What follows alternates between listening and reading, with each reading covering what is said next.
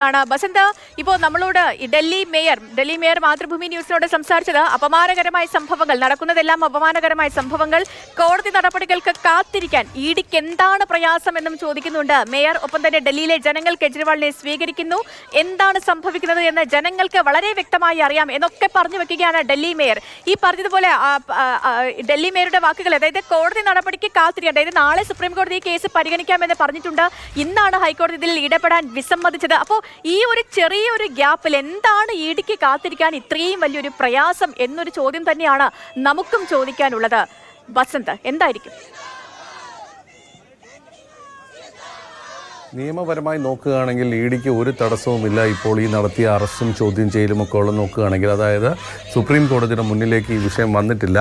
ഇന്ന് രാത്രി തന്നെ ഈ കേസ് എടുപ്പിക്കണം എന്നുള്ളൊരു നിലയിലേക്ക് ആം ആദ്മി പാർട്ടിയുടെ അഭിഭാഷകർ ശ്രമിക്കുന്നുണ്ട്. ഇന്ന് രാത്രി തന്നെ ഒരു ഹിയറിംഗ് വെക്കാൻ കഴിയുമോ എന്നുള്ള കാര്യത്തിൽ. ഇല്ലെങ്കിൽ നാളെ മാത്രമേ ഈ കേസ് എടുക്കാൻ സാധ്യതയുള്ളൂ. അപ്പോൾ സ്വാഭാവികമായിട്ടും നിയമപരമായി നോക്കുകയാണെങ്കിൽ, ലീഗലി നോക്കുകയാണെങ്കിൽ എൻഫോഴ്സ്മെൻറ്റ് ഡയറക്ടറേറ്റിൻ്റെ മുന്നിൽ ഇതിന് യാതൊരു തടസ്സവുമില്ല. കാരണം 9 തവണ സമൻസ് അയച്ചതാണ്. 9 തവണയും പല കാരണങ്ങൾ പറഞ്ഞ് ഒഴിഞ്ഞു മാറി. ഒടുവിൽ ഈ പറഞ്ഞ അറസ്റ്റ് ഒഴിവാക്കുന്നതിന്, അല്ലെങ്കിൽ ഇത് ഒഴിവാക്കുന്നതിന് വേണ്ടി ഡൽഹി ഹൈക്കോടതിയെ സമീപിക്കുന്നു. ഹൈക്കോടതി അത് വിസമ്മതിക്കുന്ന ഒരു സാഹചര്യം വന്നു കഴിഞ്ഞാൽ എൻഫോഴ്സ്മെൻറ്റ് ഡയറക്ടറേറ്റിനെ സംബന്ധിച്ചിടത്തോളം ഈ സമയത്ത് നീങ്ങാനും അല്ലെങ്കിൽ ചോദ്യം ചെയ്യുന്നതിന് വേണ്ടി 10ാമത്തെ സമൻസ് കൊടുക്കുകയും വീട്ടിൽ കയറുകയും അദ്ദേഹത്തെ കസ്റ്റഡിയിലെടുക്കുകയും ചെയ്യുക എന്നുള്ള കാര്യത്തിൽ നിയമപരമായി തടസ്സമില്ല. മറ്റത് രാഷ്ട്രീയമായ ഒരു വിഷയമാണ്. എന്തുകൊണ്ട് ഇഡി നിൽക്കുന്നില്ല? ഇഡി സ്വാഭാവികമായിട്ടും ഒരു ഭരണകക്ഷിയുടെ ഒരു കളിപ്പാവയാണ് എന്നുള്ളൊരു ആരോപണം നിൽക്കുന്ന ഒരു സാഹചര്യമുണ്ട്. വലിയ തോതിൽ എൻഫോഴ്സ്മെൻറ്റ് ഡയറക്ടറേറ്റിനെ ഇത്തരം കാര്യങ്ങൾക്ക് ദുരുപയോഗപ്പെടുത്തുന്നു എന്നുള്ളൊരു ആരോപണം നിൽക്കുന്നു. അപ്പോൾ സ്വാഭാവികമായിട്ടും സർക്കാരിൻ്റെ ഒരു നീക്കം തന്നെയാണ്. 2 കാര്യങ്ങളാണ് അതിലുള്ളത്. ഒന്ന്, നേരത്തെ പറഞ്ഞ പോലെ തന്നെ ഈ തെരഞ്ഞെടുപ്പ് ബോണ്ടുമായി ബന്ധപ്പെട്ട വലിയ സുപ്രധാനമായ വിവരങ്ങൾ പുറത്തു വരുന്ന ഒരു ദിവസം, ഒരു രാത്രിയിൽ അതിൽ നിന്നും ശ്രദ്ധ തിരിക്കാൻ ഉള്ള ഒരു ശ്രമമാണ് BJP ഇതിലൂടെ നടത്തുന്നത്. 2, ഈ പറഞ്ഞ പോലെ അഴിമതി വിരുദ്ധ ഒരു മുഖമുള്ള ഒരാളാണ്, പ്രതിച്ഛായുള്ള ഒരാളാണ് അരവിന്ദ് കെജ്രിവാൾ എന്ന് പറയുന്നത്.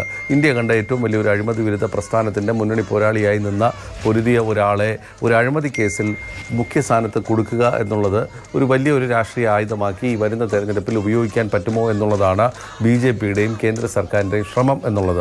ഈ 2 കാര്യങ്ങൾ മാത്രമാണ് ഇതിലുള്ളത്. നിയമപരമായി നോക്കിയാൽ ഇഡിക്ക് യാതൊരു തടസ്സവുമില്ല. മറ്റൊന്ന്, രാഷ്ട്രീയമായ കാരണങ്ങളായിരിക്കാം. അത് ഇഡിയെ സ്വാഭാവികമായിട്ട് നിമിഷങ്ങൾക്കുള്ളിൽ തന്നെ, അല്ലെങ്കിൽ മണിക്കൂറുകൾക്കുള്ളിൽ തന്നെ കെജ്രിവാളിൻ്റെ വീട്ടിലേക്ക് വിടുകയും അതോടൊപ്പം തന്നെ അദ്ദേഹത്തെ അറസ്റ്റിലാക്കുകയും ചെയ്യുന്ന ഒരു നടപടിയിലേക്ക് നീങ്ങിയത്. ഞാൻ നേരത്തെ പറഞ്ഞ പോലെ ഈ കേസുമായി ബന്ധപ്പെട്ട് ആം ആദ്മി പാർട്ടിയിൽ നിന്നും അറസ്റ്റിലാകുന്ന 3ാമത്തെ ആളാണ്. ഞാൻ നേരത്തെ സത്യേന്ദ്ര ജെയിൻ്റെ പേര് പറഞ്ഞിരുന്നു. പക്ഷേ സത്യേന്ദ്ര ജെയിനെ മറ്റൊരു കേസിലാണ് ഇഡി കസ്റ്റഡിയിലെടുത്ത് ഒരു കള്ളപ്പണം വെളുപ്പിക്കലുമായി ബന്ധപ്പെട്ട മറ്റൊരു കേസിലാണ്. ഇതിപ്പോൾ ആദ്യം മനീഷ് സിസോഡിയാണ് അറസ്റ്റിലാകുന്നത്. ഉപമുഖ്യമന്ത്രിയായിരുന്ന അരവിന്ദ് കെജ്രിവാളിൻ്റെ ഏറ്റവും വിശ്വസ്തനായിരുന്ന ധനമന്ത്രി കൂടിയായിരുന്ന മനീഷ് സിസോഡി അറസ്റ്റിലാവുന്നു. അതിനുശേഷം സഞ്ജയ് സിംഗ് അറസ്റ്റിലാവുന്നു. ഇപ്പോൾ 3ാമത്തെ അറസ്റ്റാണ്. ആം ആദ്മി പാർട്ടിയിൽ നിന്ന് മുഖ്യമന്ത്രി അരവിന്ദ് കെജ്രിവാളിനെ തന്നെ കസ്റ്റഡിയിലെടുക്കുന്നു. കവിതയും അറസ്റ്റിലായിട്ടുണ്ട് ഈ കേസിൽ തന്നെ. ഇവരെ രണ്ടുപേരെയും ഒന്നിച്ചിരുത്തി ചോദ്യം ചെയ്യുക എന്നുള്ള ഒരു നീക്കം കൂടി എൻഫോഴ്സ്മെൻറ്റ് ഡയറക്ടറേറ്റിൻ്റെ ഭാഗത്തു നിന്നുണ്ട്. ഇതിനാണ് ഇവരെ എൻഫോഴ്സ്മെൻറ്റ് ഡയറക്ടറേറ്റിൻ്റെ ഓഫീസിലേക്ക് കൊണ്ടുപോകാൻ ഇപ്പോൾ നീക്കം നടത്തുന്നത്. ഏതായാലും BJP ഇതിനെ വരുന്ന തെരഞ്ഞെടുപ്പിൽ രാഷ്ട്രീയമായി ഉപയോഗിക്കുമെന്നുള്ള കാര്യത്തിൽ സംശയമില്ല. കഴിഞ്ഞ തവണ ഡൽഹിയിലെ 7 സീറ്റുകളും BJP തൂത്തുവാരിയതാണ്. പക്ഷേ ഇത്തവണ ആം ആദ്മി പാർട്ടിയും കോൺഗ്രസും തമ്മിൽ സഖ്യമുണ്ടാക്കിയിരിക്കുന്ന ഒരു സാഹചര്യത്തിൽ അത്ര എളുപ്പമല്ല കാര്യങ്ങൾ BJPക്ക് എന്നവർക്കറിയാം. അതുകൊണ്ട് തന്നെയാണ് ഇത്തരത്തിലൊരു രാഷ്ട്രീയ നീക്കത്തിലേക്ക് പോകുന്നത്. ഏതായാലും ആം ആദ്മി പാർട്ടി പറഞ്ഞിരിക്കുന്നത് മുഖ്യമന്ത്രി സ്ഥാനം അരവിന്ദ് കെജ്രിവാൾ രാജിവെക്കുന്നില്ല, പകരം അദ്ദേഹം ജയിലിൽ നിന്നും ഭരണം തുടരും, അല്ലെങ്കിൽ തടവിൽ എവിടെയാണോ അവിടെ നിന്ന് തന്നെ ഭരണം തുടരും എന്നുള്ള തന്നെയാണ് ഇപ്പോൾ ആം ആദ്മി വ്യക്തമാക്കിയിരിക്കുന്നത്. ശരി ബസന്തിലേക്ക് മടങ്ങി വരാം. ഞാൻ അനൂപ് ദാസിലേക്ക്, അർജുൻ പീതാംബരനിലേക്ക് കൂടി പോവുകയാണ്. അർജുൻ ഇപ്പോൾ ED ഓഫീസിന് മുന്നിലാണ് ഉള്ളതെന്നാണ് അറിയാൻ കഴിഞ്ഞത്. അർജുൻ, ഈ അരവിന്ദ് കെജ്രിവാളുമായിട്ട് ED സംഘം ഇതുവരെ അദ്ദേഹത്തിന്റെ വസതിയിൽ നിന്ന് പുറത്തേക്ക് ഇറങ്ങിയിട്ടില്ല. അറസ്റ്റ് ചെയ്തു എന്നൊരു വിവരം മാത്രമാണ് നമുക്ക് ലഭിച്ചിട്ടുള്ളത്. ED ഓഫീസിന്റെ പരിസരത്ത് എന്താണ് അവിടുത്തെ കാഴ്ച? എന്താണ്? കൂടുതൽ ഉദ്യോഗസ്ഥരെല്ലാം, മുതിർന്ന ED ഉദ്യോഗസ്ഥരെല്ലാം അവിടേക്ക് എത്തുന്നുണ്ടോ? EDയുടെ അടുത്ത നീക്കം എന്തായിരിക്കും? നമുക്ക് എന്തായിരിക്കും ഈ ഒരു അവസരത്തിൽ പ്രേക്ഷകരുമായി പങ്കുവയ്ക്കാൻ കഴിയുന്ന ഏറ്റവും പുതിയ വിവരങ്ങൾ?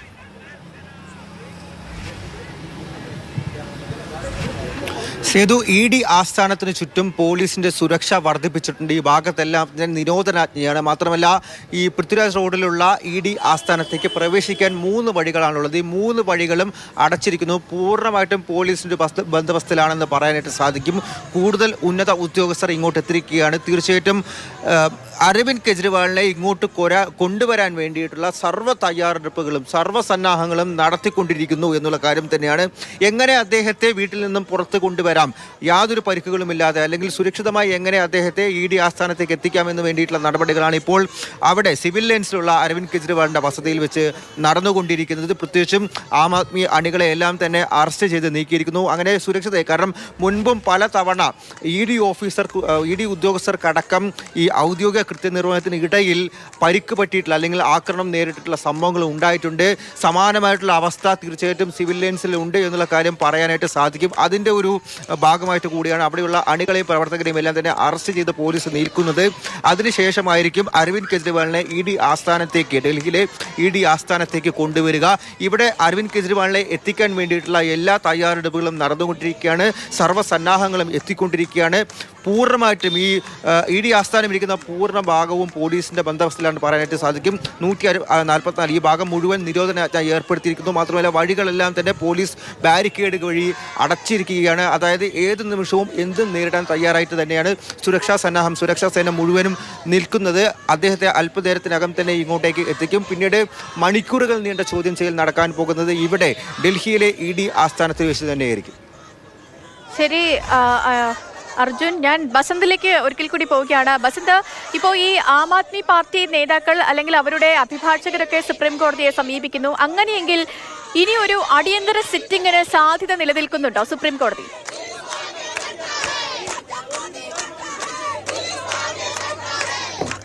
ഇതിനു മുമ്പ് ഇത്തരം സാഹചര്യങ്ങളിലൊക്കെ തന്നെ അടിയന്തരമായ സിറ്റിങ്ങുകൾ നടന്നിട്ടുണ്ട്. പക്ഷേ അത് ആ കേസിൻ്റെ പ്രാധാന്യം കണക്കിലെടുത്ത് മാത്രമാണ് ഇതിനു മുമ്പുണ്ടായിട്ടുള്ളത്. കർണാടകയിലെ വിശ്വാസ വോട്ടുമായി ബന്ധപ്പെട്ട് സുപ്രീം കോടതി രാത്രി ഇരുന്നിട്ടുണ്ട്. അർദ്ധരാത്രി സുപ്രീം കോടതിയുടെ വാതിലുകൾ അന്ന് തുറന്നിരുന്നു.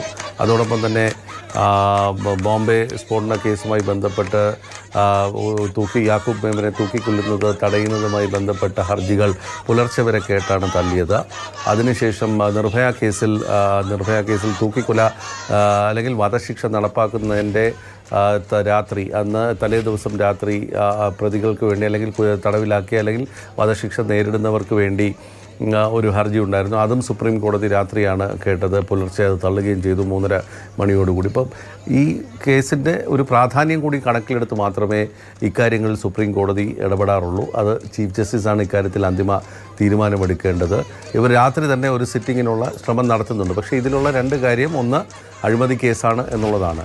അഴിമതിയുമായി ബന്ധപ്പെട്ട് ഡൽഹി ഹൈക്കോടതി പരിശോധിച്ച ഒരു കേസിലാണ് ഈ സുപ്രീം കോടതിയിലേക്ക് പോകണമെങ്കിൽ അതിൻ്റേതായ പിന്നെ ഒരു ഫാക്ട്സ് ഉണ്ടാവും, വസ്തുതകൾ ഇവരുടെ സുപ്രീം കോടതിയുടെ മുന്നിൽ വെക്കേണ്ടതുണ്ട്.